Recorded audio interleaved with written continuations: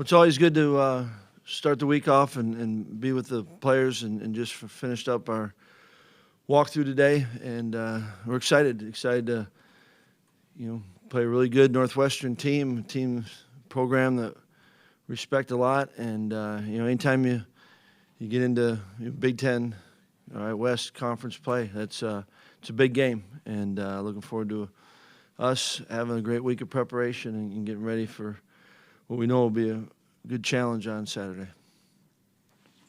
Jesse. Where has Zach Bond made the biggest strides, and where have you seen growth in him?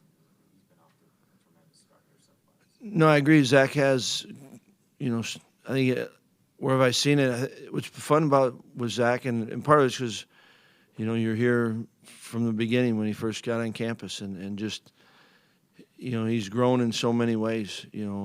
People are noticing probably maybe the growth on the field right now, but what came first was growing, as a person and figuring out, this whole thing, and he's done a great job of maximizing from the minute we got back, from winter break, after the bowl game. He was committed to maximizing this year and being a great leader, and I think he's done all that. And I think he's playing with confidence. He's having fun playing, and he's trusting himself. And he's been really. It's been impressive. It's been fun. It's been. What's neat is when other guys come back. TJ and Leon was back the other day, and they're asking about him because he was young when he was in there. Vince Beagle was there this summer, and they've been impressed. Just seeing how he's matured. And like I said, it's off the field and on. He's been big and needs to continue to be that for us.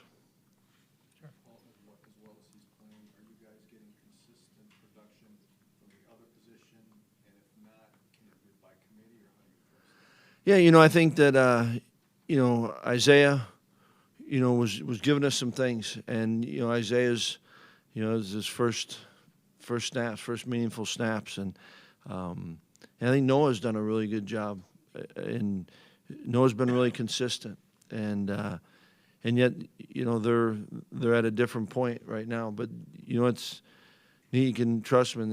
And Tyler Johnson, is we know what we're going to get out of him, and it's good. You appreciate that. So, I think as I go through it, that answers it. You're going to need more than two, and yet, I like each one can bring, and they got to keep growing. And Zach does. Everyone on this team has to keep improving, and there's a lot of room for growth, and we got to make sure we're doing that.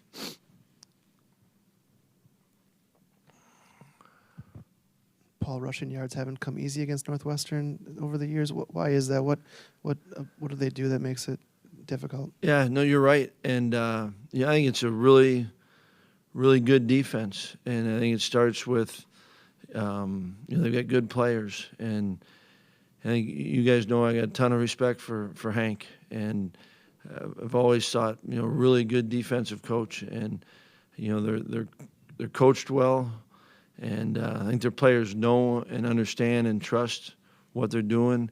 This year they've got 8 returning starters, and from a good defense, and you're right. Every year it's. And I think that's when you play this team in general. You're going to have to earn everything that you get. And, they're tough. They're physical. You gotta work for it, and you got to earn it. Sure. Paul, does Colin Wilder, at least for one half this week, become a pretty important key with Burrell and Pearson having to sit? Yes. Yeah. And like it. And I thought, when he came in, did some good things. And, his week this week will be a little bit different week of preparation. But absolutely that whole group, it's going to be important. And what I like about them is they're not just now starting to do that. I think they've done a good job of preparing, maybe certainly different circumstances, but preparing so it's not like he's got, Colin doesn't have to change what he's doing. There's just a little bit more certainty. Well, I know there's always room for improvement, but this team has played so well through 3 games to this point. Could you assess what areas you think this team has done well, or where you've seen the most improvement to this point? Well, I think what they've done well is I think they've been into the moment of the day and trying to take advantage of it, opportunistic that way. I think they're having, fun playing the game. And when I say fun, they're preparing during the week and then they're putting it out there. And what's great about the season is each week it's a new challenge, and you got to push that reset. But I like the way they're, playing as a team. And like I said, there's a ton of room for growth, and we'll be tested a whole different way this week. And can you rise up to that? But I like the group. I like the way they play together, and I like the way they work. I enjoy being around them, and I think they want to get better. So if we keep that, then we got a chance to keep growing. Paul, the targeting rule has been tweaked over time. They've got the replay official kind of can review it now, Right. obviously. They've got a repeat offender clause, I guess, if you will.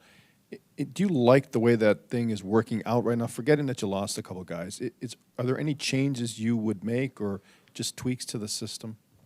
I think, certainly what led to it all is good. Nobody wants to see injuries, and if we can make the game, where we're playing smarter, that's good stuff. And I think that, there's always been, and you appreciate this as a coach, there's been conversation. We spent a lot of time in the off season, at our meetings, talking about how do we make this better. The intended rule and purpose behind it, I think everyone would agree with. And then, anytime you get into how does this apply, I think there are times where there's unintended consequences. Saturday, Jonathan Taylor said that him and the running back room want to be the best running back room in the country. How have you seen them push themselves toward that goal and push each other toward that goal? I think that, it starts with the leaders in that room. And, we've got some really good leaders in that room. And certainly JT is that. And the way that he works, the way that he approaches it, sets a really good standard. And Garrett Groshek has a ton of respect, not just in that room and this whole team. And then you've got other guys that, Braddock's been around, Mason Stockey. There's a lot. I think Coach Settle's done a great job with that room. And you know what, I think when they all, came here, they know there's a great tradition and there's been a certain standard set. And so I think there's a goal to try to make, to be able to live up to that. And I think where they're best is because they truly care about each other and they work together.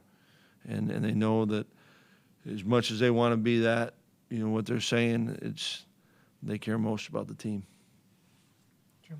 Paul, guessing you thought Cole Van Lannon could be a pretty good player when you recruited him. Yep. How's he progressed through the years? And he was essentially a starter last year, but didn't start games. How did he handle that, did you think? Yeah, I thought you're right. I mean, we were really excited when Cole came here, and it has been fun to see his progression. And I thought he handled last year really well. And part of it's kind of what we're talking about with the running back room. There's a lot of respect for the guys that were playing, and I think also he knew he was going to get a lot of snaps. And yet, I've been happy to see all right, now I am, he's really now one of the leaders. Last year, more of a complimentary role. And so I think that's been good for him to have to do, and it's been good for him to be able to do that. And, he and Tyler, it's eyes are going to start looking at them, and I think he's handled it well.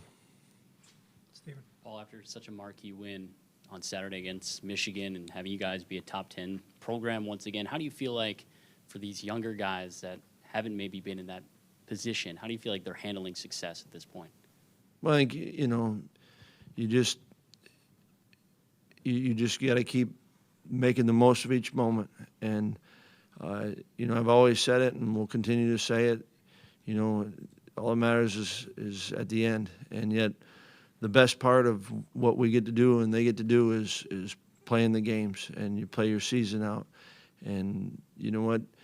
Great example of outside talk does not matter. It does not, and it cannot. You can't live that, and then when things are going your way, try to listen to it. And it's these are all good things the guys got to go through and learn. And the older guys got to help the younger guys, and we all got to help each other. But you want to make the most of each moment. If you're playing the game, the goal, everyone wants to win.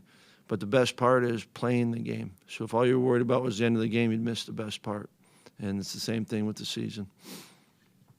Well, I think before the season, a lot of people wondered how having a healthy Loudermilk and healthy Rand would affect the defense. 3 games in, what have you seen maybe that don't always show up in the stats, how they've been able to help make the defense better? Yeah, it's been, obviously, and it's been good having them. And I think it's also, I've been impressed, too, with how Henny's been playing and progressing. And, what fortunate for a guy like Keanu who comes in and, he's around those guys. And I think they've, been doing some good. And yet I do believe that there's more in them. And that's the fun part, because I think they feel the same way. And in time we get a chance to get Bryson back. That'll be good.